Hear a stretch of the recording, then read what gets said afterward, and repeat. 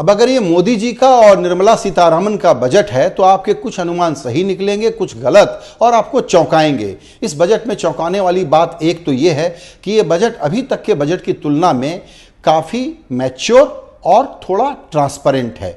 Ambition में बहुत बड़ा है, ये बगैर पूरी तरह से कमिट किए कि वो पैसे कहाँ से जुटाएगी ये सरकार, जिस तरह के एम्बिशन सेट किए गए हैं। और जैसा कि होता है, बजट मूल रूप से पॉलिटिकल डॉक्यूमेंट है और इसमें घनघोर पॉलिटिक्स की गई है। आज के बजट के बाद जो इमीडिएट प्रतिक्रिया आप सबसे पहले देखते हैं शेयर बाजार में, तो शेयर बाजार तो बिल्कुल खुशी से झूम उठा और 2500 पॉइंट ऊपर बढ़ करके सेंसेक्स बंद हुआ।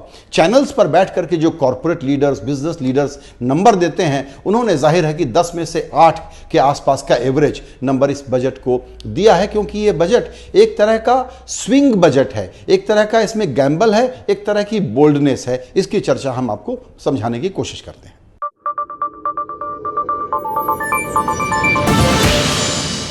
बाजार को और बिजनेस को डर था कि कोई नया टैक्स ना आ जाए, तो कोई डायरेक्ट टैक्स तो नहीं आया, लेकिन इनडायरेक्ट रूप से एक बड़ा जबरदस्त काम हुआ है। वो ये कि कुछ चीज़ों की कस्टम ड्यूटी घटा दी गई और उसकी जगह आप सुनते थे कोविड का सेस आएगा, कोविड का सेस नहीं आया। किसान आंदोलन चल रहा है, किसान एग्रीकल्चर इन्वेस्टमेंट डेवलपमेंट फंड के सेस के लिए पैसे जुटाने के लिए जहां कस्टम ड्यूटी घटाई गई, वहां पर इन्होंने एक सेस लगा दिया है। ये सेस में जो आइटम है वो कमाल के हैं। महंगी दालें, सेव, अल्कोहल, पेट्रोल और डीजल जैसी चीज़ें।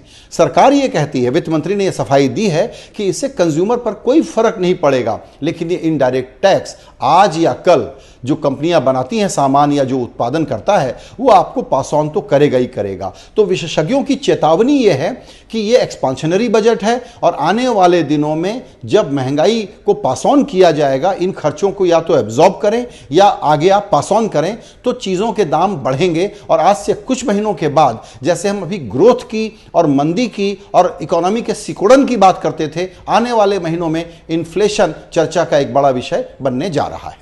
सरकार का जो दूसरा बज़वर्ड है वो बिल्कुल सही है, वो है इंफ्रास्ट्रक्चर डेवलपमेंट पे बहुत सारा खर्च, और इसमें शहरी और ग्रामीण दोनों आबादी पर ध्यान देने की कोशिश की गई है। तो रेलवे, पोर्ट, रोड, इस तरह की बातें हैं। एक डेवलपमेंट फाइनेंस इंस्टीट्यूशन बनाया जाएगा जिसमें सरकार तो 20,000 करोड़ डालेगी, लेकिन 5 लाख करोड़ रुपए की पूंजी बाहर से उठाई जाएगी, और जो मौजूदा प्रोजेक्ट है उनको भी कहा जा रहा है कि हम उसमें तेजी लाएंगे। विशेषज्ञ यही कहते हैं कि यह बहुत अच्छा प्लान है, दिक्कत होती है इस देश में, और यह भी पुरानी बात है इंप्लीमेंटेशन की।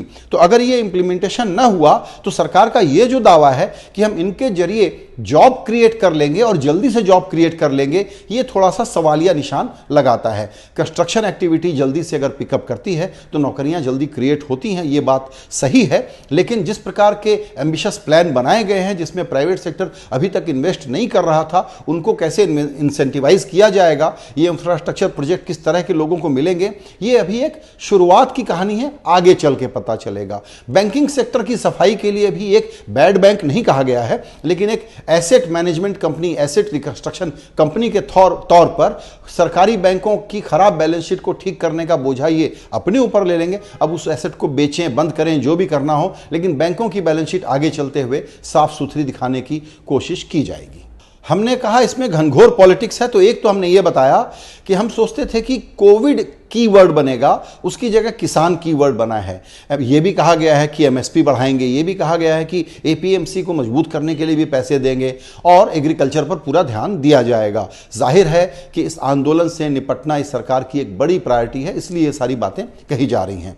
और जिन राज्यों में चुनाव हैं उनके नाम भर भर करके लिए गए। आपको याद दिलाया गया कि तमिलनाडु में, चेन्नई में मेट्रो का प्रोजेक्ट क्या होगा, बंगाल में क्या होगा, केरल में क्या होगा, आसाम में क्या होगा, तटवर्ती इलाकों में क्या होगा और लेह लद्दाख में क्या होगा, क्योंकि ये वो सारे राज्य हैं जहां हम चुनाव की तरफ बढ़ रहे हैं। और जब चुनाव का मौसम हो तो बजट में कोई भी पॉलिटिकल लीडरशिप ये काम क्यों न करे। तो चुनाव वाले राज्यों पर भी इस बजट में फोकस दिया गया है। इसमें कोई आलोचना की बात नहीं है, ये लेजिटिमेट है, हम तो सिर्फ इसको हाईलाइट कर रहे हैं। मैंने प्रणब बाबू के बजट का जिक्र किया, वो इसीलिए कि उस वक्त लीमन क्राइसिस के बाद मंदी की हालत में प्रणब बाबू को ये रास्ता ठीक लगा कि एक्सपांशनरी इकोनॉमी बनाते हैं और उन्होंने बहुत सारे पैसे खर्च करने का इंतजाम किया। लेकिन उसके बाद महंगाई आ गई, तो इस वक्त महंगाई की जो चिंता है इसको सरकार कैसे कंटेन करेगी ये देखना होगा। और जिस प्रकार का सरकार का बोरोइंग प्लान है बहुत बड़ा नहीं है, लेकिन आज जो बॉन्ड मार्केट ने कहा है उसमें यील्ड ऊपर गया है 0.10%। इसका मतलब यह है कि कॉस्ट ऑफ मनी महंगी हो जाएगी, यानी अगर पैसा महंगा है तो नए उद्योग धंधे लगाने वाला जो प्राइवेट सेक्टर का व्यापारी होगा वो उस प्रोजेक्ट को लगाना चाहेगा नहीं लगाना चाहेगा, ये भी स्टोरी धीरे धीरे अनफोल्ड होगी। पूरा फोकस इस बजट का जो है वो दरअसल लोगों को, अगर आप तुरंत डायरेक्ट नहीं पैसा दे रहे हैं, डायरेक्ट नौकरी नहीं दे रहे हैं इतना पैसा कि जिससे कंजम्पशन बढ़ जाए, तो इनडायरेक्ट तरीके से आप आ रहे हैं और वो इनडायरेक्ट तरीका आपने इंफ्रास्ट्रक्चर का चुना है। लेकिन ये कितना जल्दी से जमीन पर इंप्लीमेंट होगा उसके बगैर गरीबों की संख्या जो बढ़ी है उसको कम करने के मामले में और नौकरियां तेजी से जनरेट हो जाएं उसके मामले में ये गैम्बल है। मैं ये कह रहा हूं कि ये बिल्कुल संभव है, तभी संभव है जब आप बहुत जोर लगा करके इंप्लीमेंट कर पाएं, और उसके मामले में भारत की कहानी जो है वो बहुत इंकरेजिंग नहीं रही है। जैसे कि डिसइन्वेस्टमेंट, सरकार ने इस एक साल में नहीं 3 साल के फ्रेमवर्क में यह कहा है कि हम एसेट मोनेटाइजेशन के जरिए सरकारी संपत्तियों को, जमीनों को बेचने के लिए एक अलग स्पेशल पर्पस व्हीकल बना करके और एक स्ट्रेटजिक सेल का कार्यक्रम बना करके इस साल से शुरू करेंगे और बहुत सारा कुछ विनिवेश करेंगे जो सरकार को धंधे में नहीं रहना चाहिए उससे निकलेंगे। उसमें सरकार ने यह कमिट किया है कि कम से कम इस साल 2 सरकारी बैंक और 1 साधारण बीमा निगम, वो कौन सा होगा ये नाम अभी हमको नहीं पता है, इन 3 बड़ी कंपनियों को सरकार डाइवेस्ट करेगी और उससे पैसे उठाएगी। सरकार की कोशिश ये है कि डायरेक्ट टैक्स रेवेन्यू के जरिए नहीं, नॉन टैक्स रेवेन्यू के जरिए किसी तरीके से वो इतना पैसा इकट्ठा कर ले और अपने सामने जो ग्रोथ का टारगेट रख रही है, नॉमिनल ग्रोथ का करीबन 14%, उसके सामने वो 16% के आसपास रेवेन्यू में बायोंसी आते हुए, रेवेन्यू में बढ़त होते हुए देखती है। ये एक लॉजिकल सा कंक्लूजन है, लेकिन जाहिर है कि ये एक होप और एक कैलकुलेशन है। चूंकि ये सरकार मिजाज से थोड़ी सी स्टेटिस्ट है, तो एक बात जिसमें इसने कंजूसी कर दी है जो मुझे लगता था कि बहुत बड़ी अपॉर्चुनिटी है कि हेल्थ सेक्टर में प्राइवेट सेक्टर के लिए योगदान और उसका रोल बढ़ा करके बताए। जाहिर है कि एक तरफ वो हेल्थ पर बहुत ज़्यादा खर्च बढ़ा रही है, उसके आंकड़े हमारे सामने हैं, लेकिन सरकार चाहती है कि काम करते वो दिखलाई पड़े। कोविड के बाद वाले भारत को जो रीबिल्ड करने का काम है, इसमें प्राइवेट सेक्टर अपना रोल ज़्यादा बड़े पैमाने पर प्ले कर सकता है, लेकिन उसके इन्वॉल्वमेंट पर कोई स्पेसिफिक प्लान इसमें आया हो ऐसा नहीं है। और जो भी प्लान है वो 3 साल वाले फ्रेमवर्क में है, तो हमको देखना होगा कि वो कैसे पैन आउट होता है। लेकिन हेल्थ एक बड़ी थीम आई है, इंफ्रास्ट्रक्चर दूसरी बड़ी थीम आई है, फाइनेंशियल सेक्टर में एक प्रकार का नया ऑर्डर लाना, पुरानी बातों पर अब विचार करके लागू करने का आश्वासन और वादा किया जा रहा है। जैसे मैंने महारेगुलेटर की बात की, तो ये जो पूरा फाइनेंशियल सिस्टम चलता है, तो सेबी का काम अलग है, आरबीआई का अलग है, कुछ काम सरकार के डिपार्टमेंट रेगुलेटर के तौर पर उस पर कर रहे होते हैं, बॉन्ड मार्केट का भी एक प्रश्न है, तो एक बिगर रेगुलेटर बनाने की बात हो रही है। ये एक नया स्पेस है जिसमें आप बहुत सारी माथापच्ची, बहुत सारी रस्साकशी आने वाले दिनों में देखेंगे और फाइनेंशियल सेक्टर इसको बहुत क्लोजली वॉच करेगा, क्योंकि अगर हमको सचमुच ग्लोबल इकोनॉमी बनना है तो दुनिया भर के लोग यही शिकायत करते हैं कि आपके यहाँ रूल बेस्ड प्रेडिक्टेबल तरीके का रेगुलेशन नहीं है, उसको फिक्स कीजिए। इकोनॉमी को जिसको कहते हैं किक स्टार्ट करना, उसमें जाहिर है कि सभी सेक्टर के बारे में कुछ ना कुछ बातें इसमें कही गई हैं।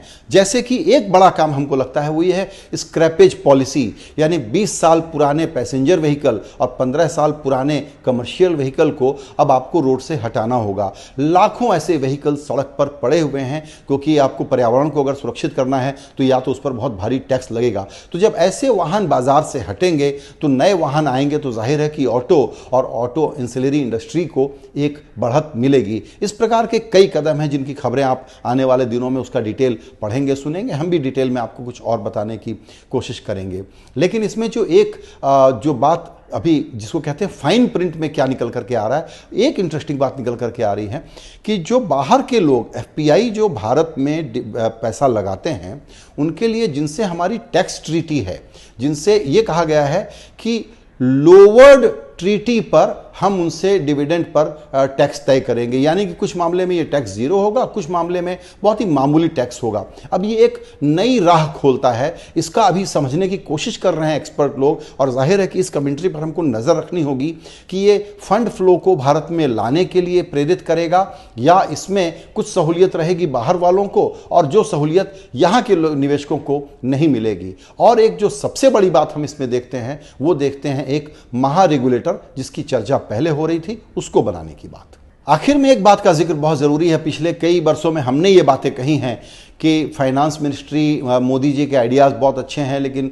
ब्यूरोक्रेसी में कमज़ोरी है, और फाइनेंस मिनिस्ट्री को कई बार बीच में बड़ी कमज़ोर सेक्रेटरीज़ की टीम मिली।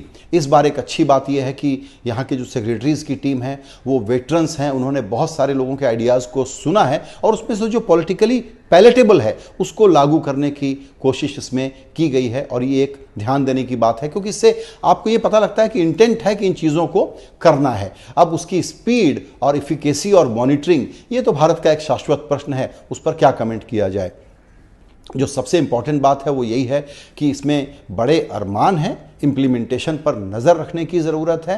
राइट इंटेंट है और इम्प्लीमेंटेशन जितना अच्छा होगा भारत ग्रोथ की तरफ उतनी तेज़ी से आएगा।